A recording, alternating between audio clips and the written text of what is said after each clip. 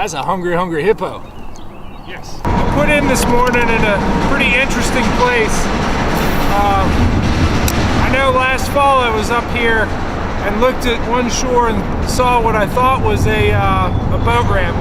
And what I think it is now, after I have used it as a launch point, is a place for emergency response vehicles to put in boats for this low head dam right above me. Well, dams do an excellent job of concentrating fish in a really tight area each spring. Unfortunately, they kill a lot of people. Low head dams like this one here have a cyclical current underneath them. The water comes over the dam and then pours down here, and then there's what's called a hydraulic below. That circular motion, actually, if you drop over, or even if a log, or if unfortunately it's a boat, goes under there, it'll keep it in that little area, just going around and around and around. It'll do the same thing with your body. Your life vest won't do as good a job popping you up to the surface because it's a mixture of air and water. So you really want to keep your distance from spots like this. Even though they are great for fishing, cast up towards it, but don't get near it. Assume that if you do get sucked in there, you're never coming out, because it does happen every spring.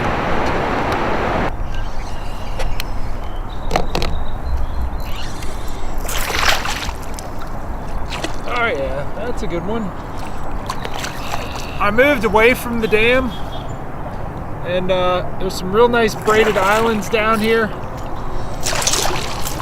And in higher water, this will be a great place for this. Looks like a big male to spawn. It just got over 40 degrees earlier this week, so another really nice pre-spawn spot for this. I don't know. Pretty nice. It was at least 19 inches. Got him on the suspending jerkbait, just lingering down from this scrub island. But really, it's more than just, yeah, he's barely hooked too. Just one hook in him. It's more than just the scrub island that attracts, you know, fish like this. It's this whole complex. It's this whole area. There's a whole continuum of different places this fish could, you know, start building a bed here in about a month. And in higher water, I can see him up on this island. If it does get pretty low and stay low this spring, we got some scrub islands over here that I can see him on the back side, on the scour out, where those roots are holding all that gravel in place. You know, he can make a bed right on the downstream side of that. Before I let go of this nice 19-incher, I was getting ready to let go of him. I looked down at his tail, saw this nasty little sore here. He's got one there, a little one up his nose. He got some parasites on his fins. The reason I'm taking notice of that, we'll go ahead and let him cruise on back. See you, guy. I think he'll be all right. The reason I bothered to notice that is I actually took some pictures. Took some pictures with my phone here, and what I'm gonna do is send those photographs to Mike Helfrich. He is the Susquehanna River Keeper. Let's see, I got that shot right there, and I will go ahead and mail that and a couple others that I took of that sick fish. It's important to be the eyes and ears of your local river keeper, and Mike is ours, and he works hard to, you know, keep this river healthy. And gathering data like that is pretty critical. You know, it proves his point of that there is something wrong with the river here. Not just one fish, but I'm sending them as many as I possibly can. So do look up your local river keeper, know who that is, and when you see pollution or you know, a fish kill or sick fish or just anything that looks out of place on the river, You know, take pictures of it, take video of it if you can, and send it to them. And hopefully it'll help them do their job better protecting our rivers.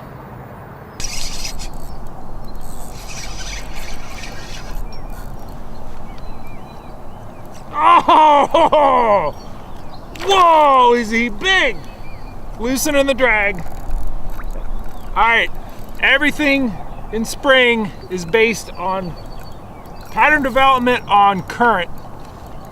And I had just moved, I drifted through a bunch of shallow, fast water. I was throwing the jerkbait and I missed.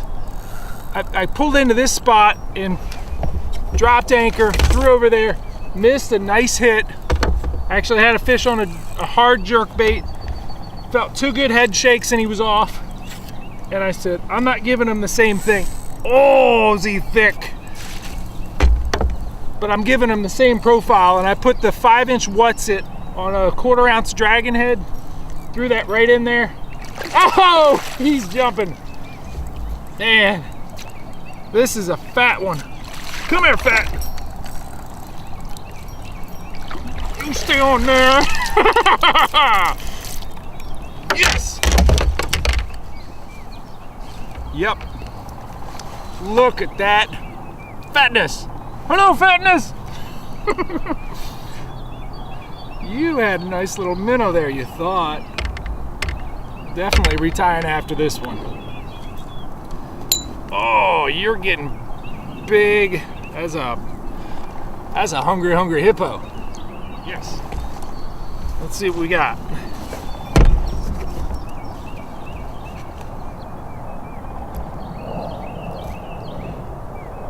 $19 1/4, but I'm definitely getting a weight on this fish.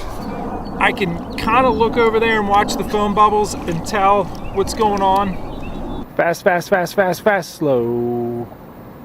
Once you hit the deep water, first example of deep water down from that dam. Slow, watch that foam, and then taper up and then fast again.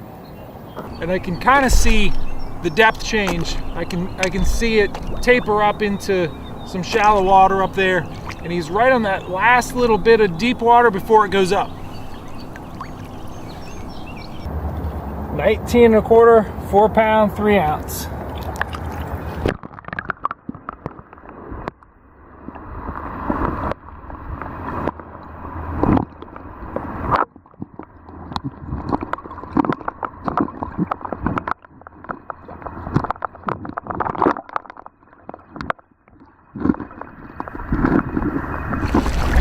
Fish this area right below the dam here because dams, especially in springtime, have a great propensity to concentrate a lot of fish in really tight areas. As it turns out, I didn't catch any of my fish directly below it. We did have some great days there with I took my boys there last fall. Lots of 18s, 19s. We did get a 20 up in there. But today, where I caught them, were places just a little bit downstream from the dam, in structures that really are features that can be in any section of the river. Today I caught 2 real nice fish in that 19-inch range. One was a nice long skinny, what I think was a male, and I think he was already in a spawning place. The other was a big fat female egg carrying, and she wasn't in a place where I would think they would spawn, but she's not far off from places that I think she could spawn once a male establishes, you know, hey, this is a good site. I'm going to show you here on Google Earth the kind of places, and then I'm going to illustrate what I think was happening underwater here. First thing we have here is the dam. Now, that's the first place I wanted to check out. Well, I fished up there today, really didn't get anything going, so I quickly moved down into these braided islands below. And let's see, yeah, that big male was in this, what looks like an island is actually a grass bed at lower levels. And, you know, the river really wasn't up much today, so that was what looks like a scrub island, and he was immediately downstream in this big slack water area right below. The foam bubbles in this eddy were not moving at all. Now, if we move over to this side of the river, we see some very pronounced ledges. Even on Google Maps, it'll pick up these ledge rocks kind of coming out from the shore here. That big female was actually pushed up pretty far here in the direction of the dam. This was all fairly fast moving. I guess this is at a lower level. This photo was taken at a lower level than when we were out there, because you actually have some exposed ledge. We didn't have any exposed ledge, but our first example of deeper water, which I think was somewhere in this range. This might have been the series of ledges that big fish was in, because you get fast water and then it slows in right in these ledge trenches. So let me go ahead and try to illustrate what's going on there.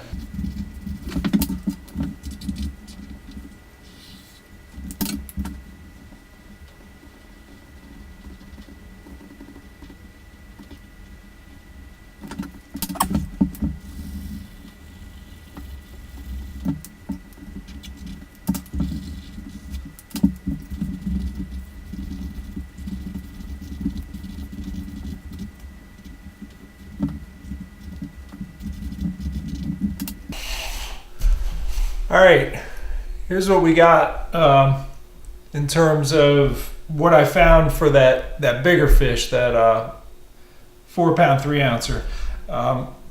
Here's the dam, and you have the plunge pool of the dam, which is fairly deep. That's the first place I tried, and for whatever reason I didn't find fish in there, but I know at some point that'll become a good concentrator of a lot of fish this spring.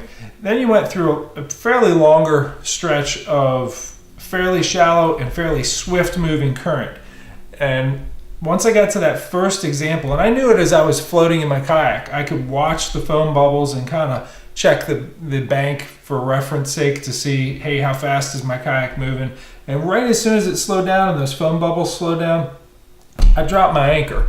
And pretty quickly I picked up that nice fish, and I picked up a bunch of other nice fish from that same spot. But it is, if fish are moving in the direction of the dam, this is the last sort of staging area, of a place where they don't have to work real hard, where there's not a lot of current before they move and run up here.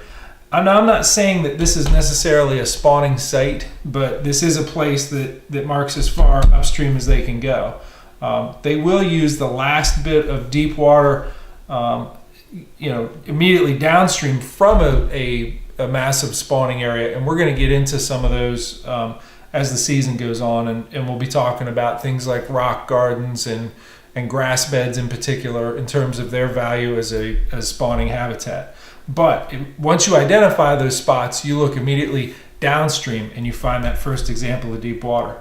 That fish was on the last little bit of deep water before it got shallow again. It got it back up into this 2-foot range, and generally as the river comes up and there's more flow, they will move up towards the front.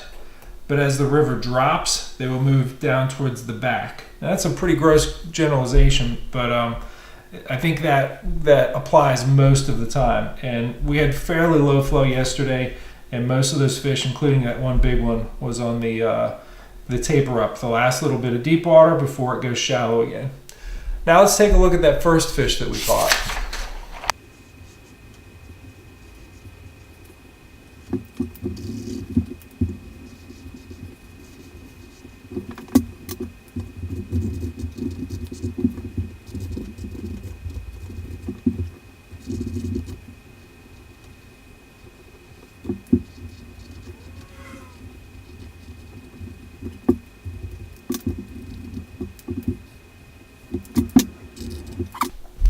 All right, I got a lot going on here in this illustration, and I'm going to start with the top view. This is sort of what we were looking at with the on the iPad earlier with the Google Maps.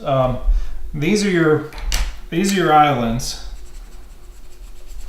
and you get a lot of them that are, I call them braided islands, where in different river levels there's going to be cut throughs and little channels all the way through this, and you know, I got a bunch of them here, and that's sort of the complex that I was in. And in there I had this grass bed, and that's really where that one fish was. There was a lot of fast moving water coming through here, but right in here where that fish was, just downstream from the grass bed, was a very slack current. We had ripping fast water through here, and there was even some trickling through there, and there was a little bit trickling through here, and this area is current protected for sure. And here's why. Here's a side view of the grass bed, and here's the water line. And you got, you know, pretty good current coming in on the front, but on the back side there's very little current at all. And you know, this grass, whatever it is, has roots that penetrate down into that gravel, and it holds that in place. And right on the downstream side, there's a scour out. Okay, you know, that's something that's probably caused at higher water as it comes up and over and digs out. But there are no roots at the end of that to hold it, you know, all that gravel and silt and rock and whatever would be there in place. So at a normal flow, or even fairly high flow, you know, they can tuck in right behind this and they're safe. And that actually makes it a good place for them to deposit their eggs. So a lot of these fish will spawn behind the grass beds. They'll also use this braided island section here, and they will spawn basically in any spot, you know, in this braided island complex, where they think that, you know, the current isn't going to flush their eggs out in high water. But also, if say this water level, you know, the bottom drops out of the water table, and you know the river drops, you know, 2-3 feet, that you know, if their eggs are here, they're not gonna be dry. So there may be some very good current protected areas here, but if the river gets too low, they're not going to spawn there. So, but it gives you an idea of the kind of places that those bigger fish are going to get to first in this pre-spawn period. That again, like that big male, that 19-incher that I got early in the morning, I think he was in a spot that could have been a spawning site. I think we're still a good month away from it, but he was already there. He was scouting out his territory behind that grass bed. And even if that wasn't where he was going to go, he was going to move to other places nearby. So braided islands, behind grass beds, and certainly the ledge trenches are a great pre-spawn type place to look for the fish. It's certainly current protected, and they need that in the springtime when you have your higher flows. The River Smallmouth Pattern DVD series is now for sale at a $15 discount. To get your set, go to confidencebaits.net.